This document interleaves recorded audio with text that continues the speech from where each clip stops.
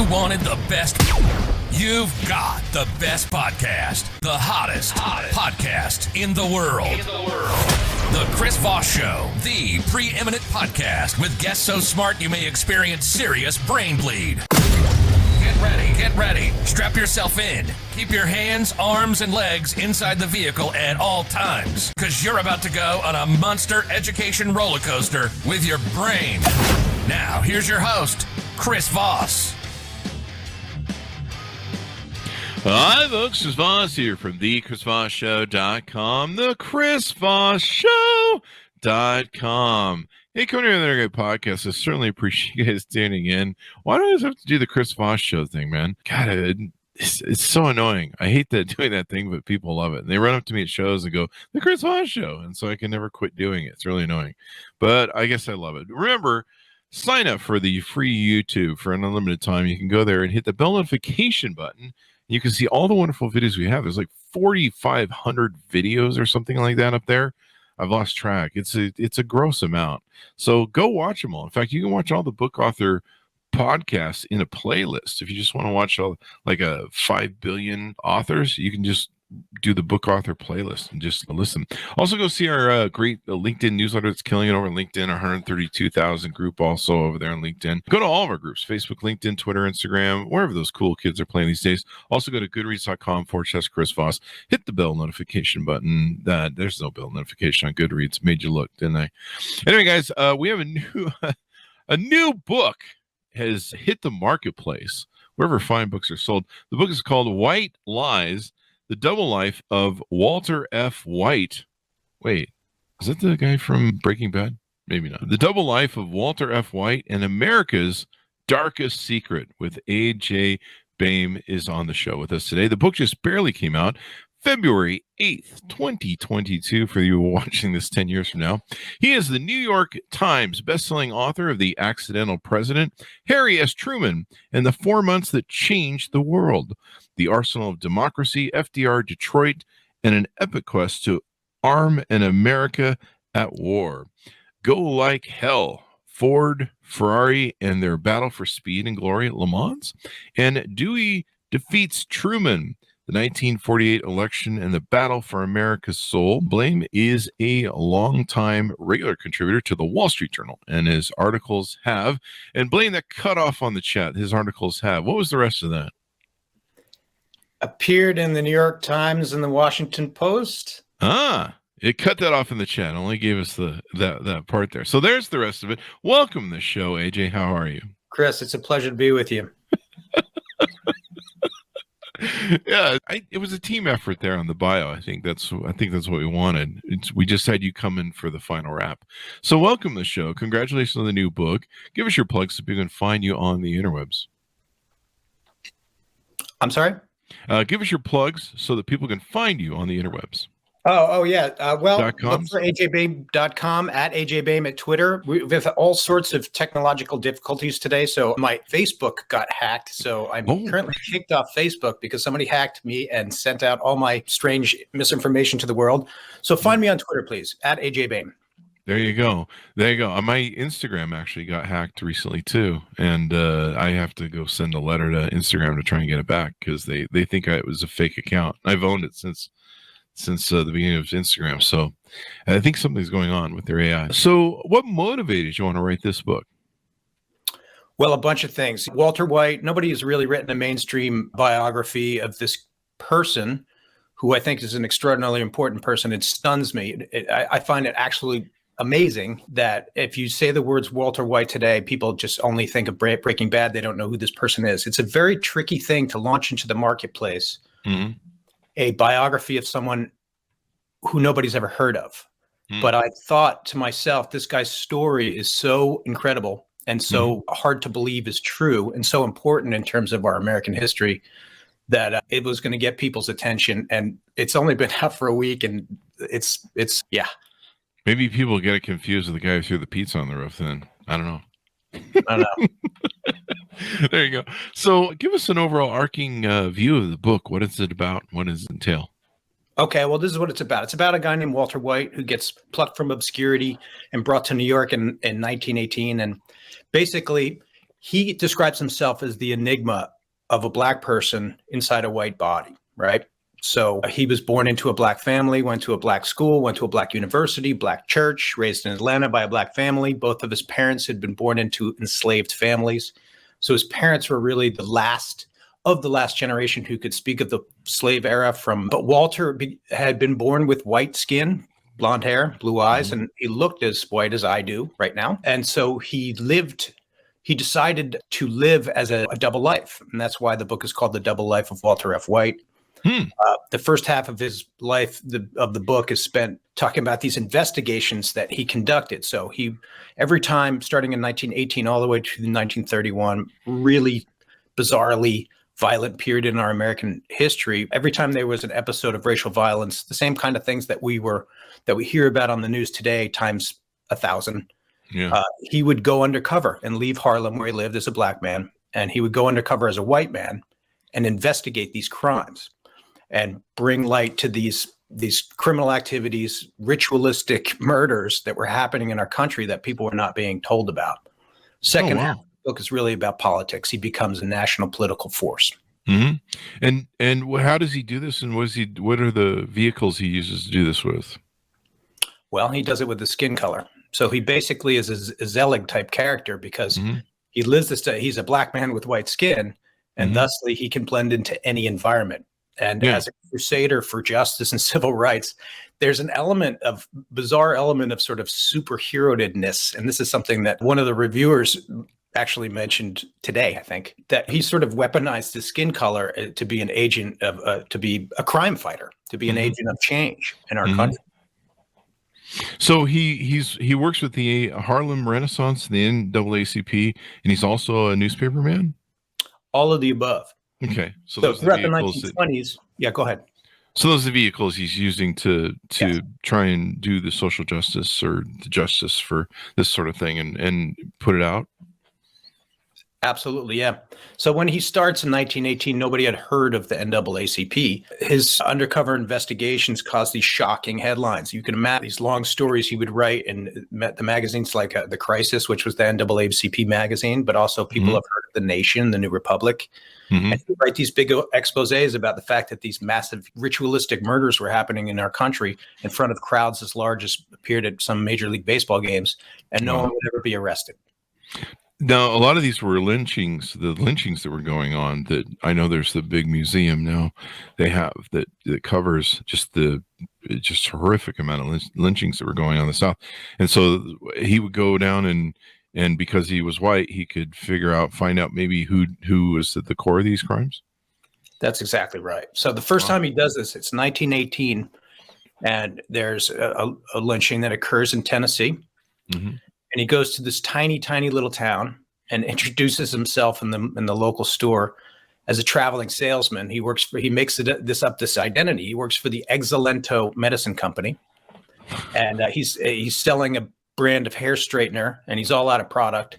So he's got time to sit in this market and talk to these people.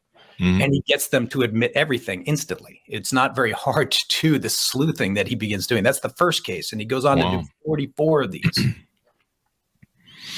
And so does he call him out? Does it lead to arrests and prosecution, or? Well, that's a great question, and that's very much part of the story. So Walter would write these big reports. He would barge into the offices of governors in Arkansas and Georgia, and he would deliver these hand memorandums saying, "These are the killers. This is who did it. Everybody in these communities knows who did it. Nobody is arrested. What are you going to do?" And he would go in and give these reports to the governor of Georgia, the governor of Arkansas, and then release them to the press. Oh, wow. And watch the firestorm explode. Oh, wow. And yet still, in all of these cases, no arrests were ever made, even though it was clear that everybody knew who the identities of the killers were. Wow. Which is what leads to the second half of the book, because he realizes that this sort of undercover work is getting him nowhere. Even though he's becoming famous doing this. So that's when he decides to go into politics. And so what happens then when he gets into politics? Well, it's the 1930s. FDR is in office. And one of the things that he tries to do is he becomes a major part of the effort to create a federal anti-lynching law, which is something that is still happening today. Many people in Congress are still trying to make this happen, and it doesn't. And the idea is, if there's a lynching or a murder in a small community or a big community, and no one is arrested, and the local law enforcement is not enforcing the law, then the federal government has the right to come into that state and charge crimes federally. So that's what he started. That's how he got into politics. That was the beginning. And ultimately he becomes the sort of force of nature who is the main force of the historic shift of Black American voting power from the Republican Party, the party of Lincoln, to the Democrats, where it remains today. Yeah, quite interesting, man. And this is during the whole height of the Jim Crow era, too. Yeah. Yep. Yeah. And that's sort of the trajectory of his life. He's born into Atlanta when everything is slightly, at least in Atlanta, pretty peachy. Everybody gets along. And things go quickly haywire when he's a kid. And that's when he decides that he wants to do what he can to stop it, the trajectory of what's going on in our country. Well, this must be quite the story, because being able to play that dual role, I mean, that gives you access to so much stuff. You can see both sides of the coin, if you will. Well, as a writer, Chris, thank you for saying that. Like, that's what appealed to me, because like the same time that this guy is conducting these investigations in the South and rural, South, posing as a white man, he's also becoming a famous writer and novelist in Harlem, living as a Black man. So his story illuminates both of those worlds at the same time. Wow. Which makes him a particularly unique character. This is pretty interesting. One of the gentlemen we've had on the show a couple times who works at some universities, I forget which ones, but he's Black albino. I think he has albinism, and so he looks like half Black or half white. And growing up, it's bad enough growing up Black where people call you things and names. He was getting shit from both sides because he has albinism. So it was kind of interesting to see his perspective on how he grew up and what he dealt with. But it sounds like this gentleman was very, very, very white. Very Walter white. Yeah. Yeah. He had blonde hair, blue eyes, and white skin. Wow.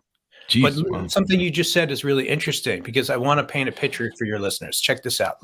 Just imagine this. So in Atlanta, where he's grown up, after basically things go south in around 1906 and 7. So he's a kid, and there are these streetcars. And every time you get on a streetcar, if you're Black, you sit all the way in the back, and every seat in the back you can, working your way toward the front. And if you're white, you sit in the front, and every front seat you can, working your way toward the back. But every time Walter would get on one of these streetcars with his family, people would go crazy. Because it was like everybody knew him. So if he sat at the front, his parents would get yelled at. If he sat at the back, his parents would get yelled at. Wow. That's sort of an example of how bizarre it was. That is crazy, man. The history of our country is just so insane. The more you learn about it and everything else. What are some other things or stories that you want to tease out that you think readers are really going to appreciate? For me, when I sat down the LA Times quoted me in this humiliating way this weekend. They just humiliated me. Like, my friends are laughing at me. My wife is like, what the bleep? Because the Times writer quoted me, and I didn't expect it. I mean, the LA Times. I didn't expect him to quote, but I knew I guess in my heart I knew he would. But he quoted me saying that I cried every day that I wrote this book for over 3 years. But it's sort of like not untrue, because I think that what I try to do as a writer, what I've always tried to do, and sometimes people come to my books from an academic point of view and they don't really understand where I'm coming from, but I feel like the goal is, if people reading books, not to just understand information that's being given to them, but to try to make them feel.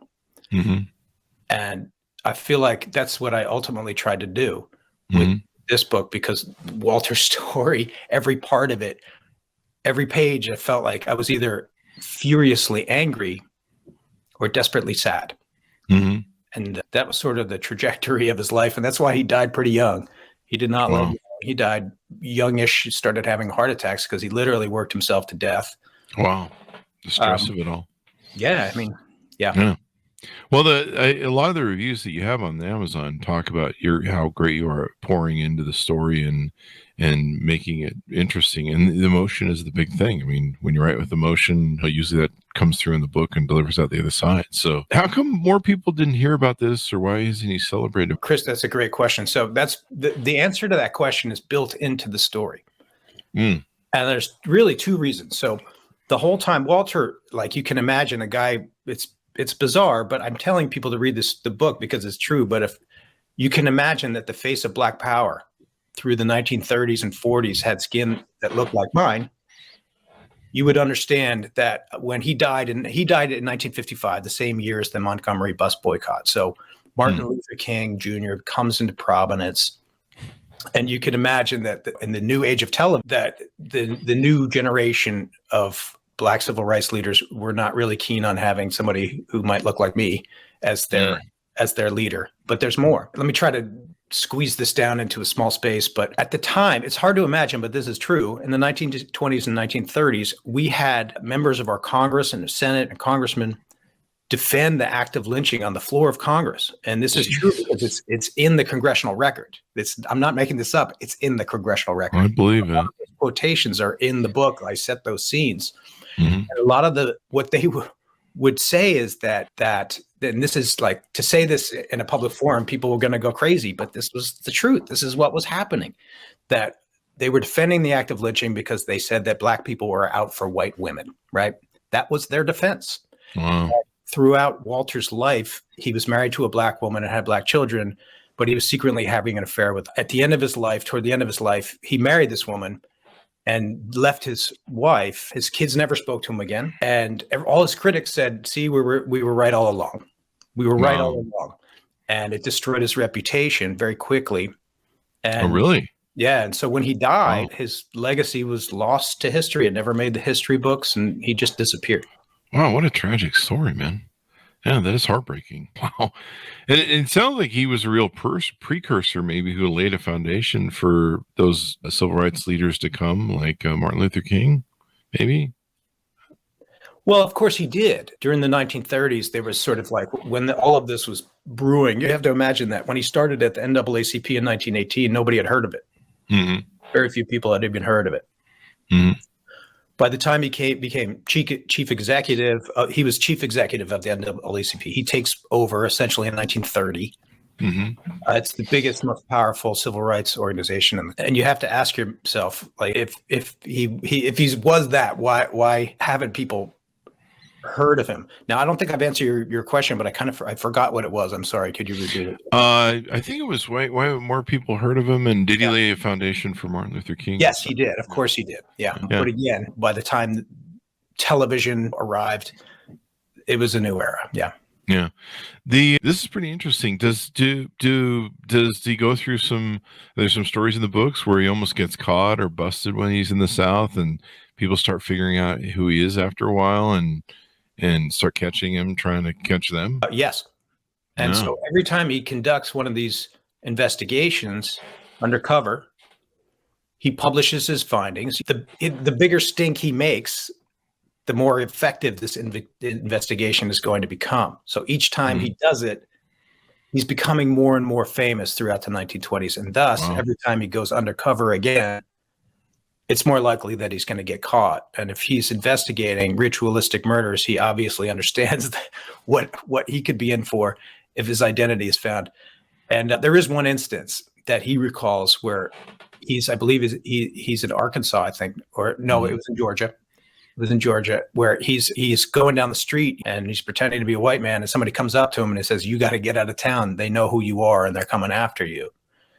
And so he has to sprint to the train station.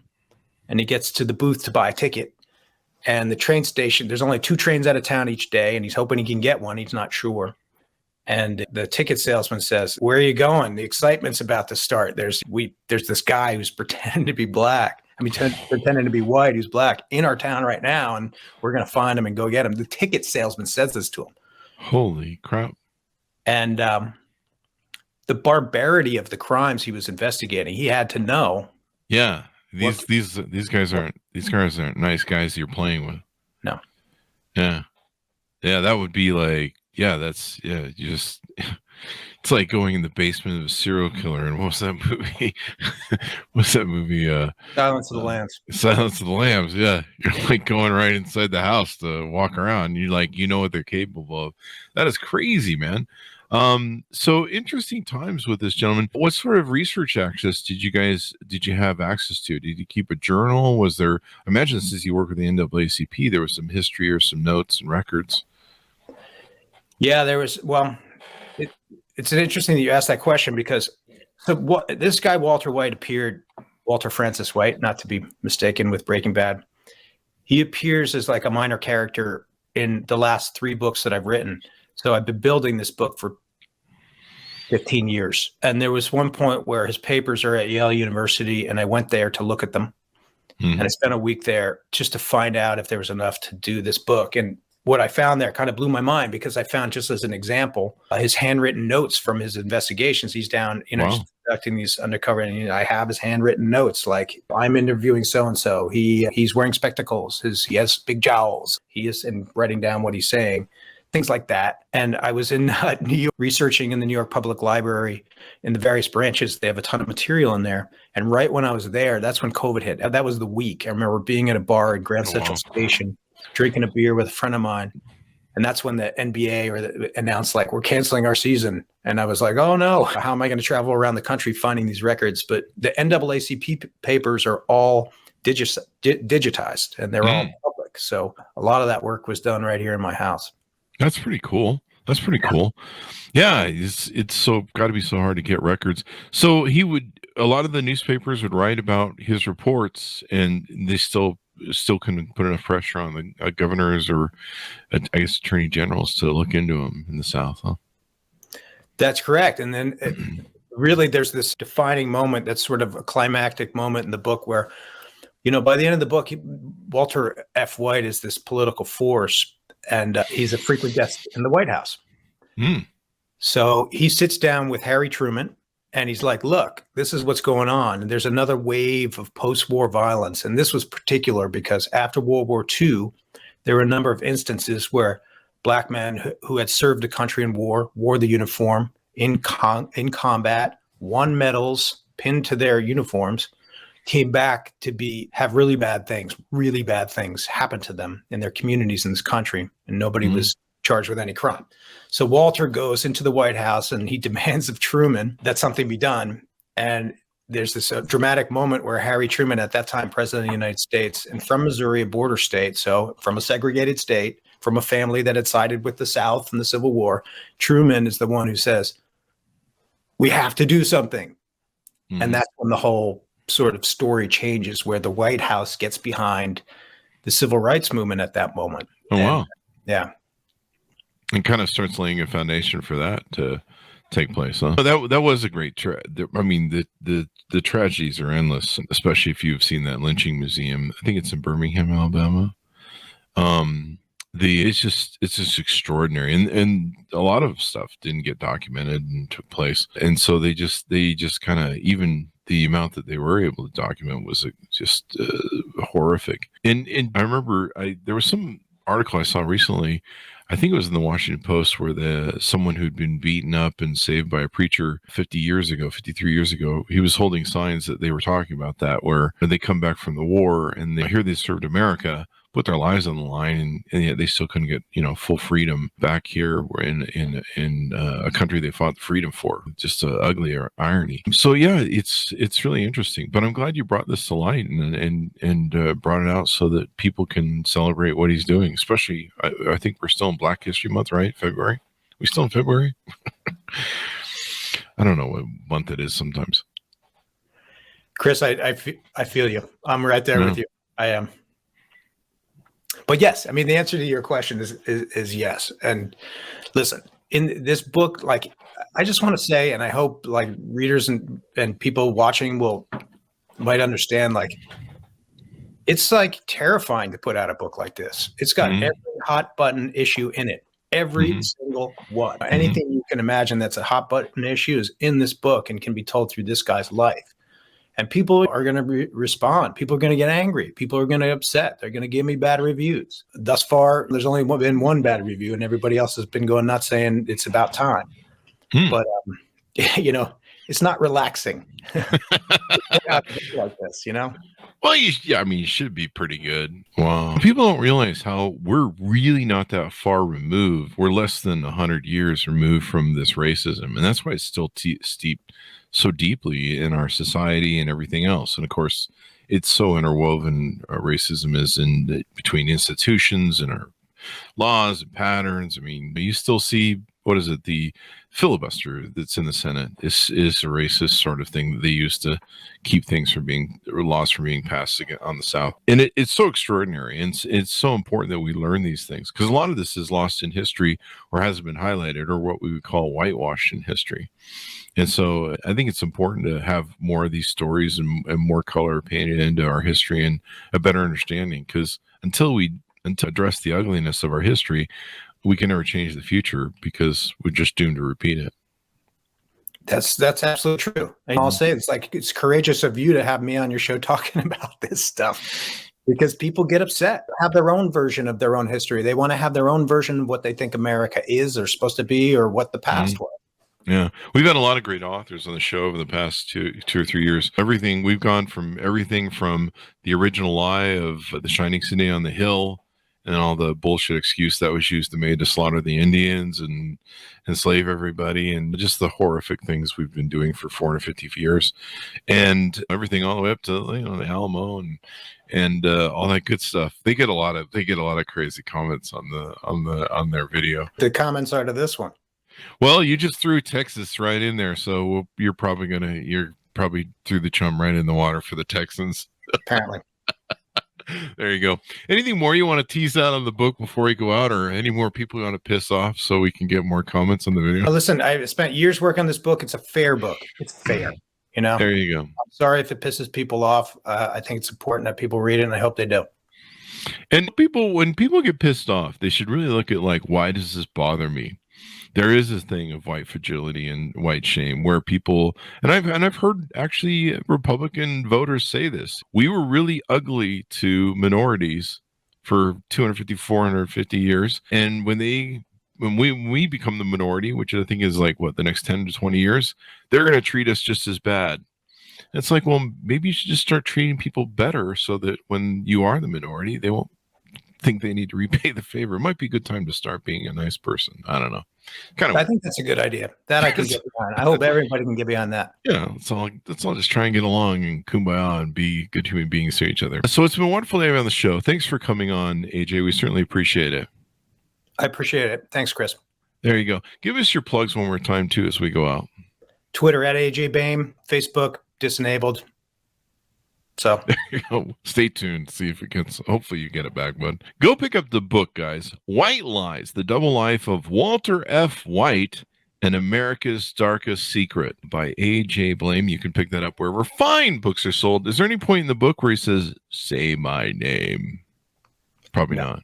No. All right, sorry, I had to put that joke in there at the end. Guys, go see the YouTube video at youtube.com/Chris Voss. You're from Texas, you can leave some comments. They're free. Yeah, I might delete some of them if they're really awful. Anyway, also go to goodreads.com/Chris Voss. All of our groups on Facebook, LinkedIn, Twitter, all those different places. Thanks for tuning in. Be good to each other. Stay safe, and we'll see you guys next time. Thank you.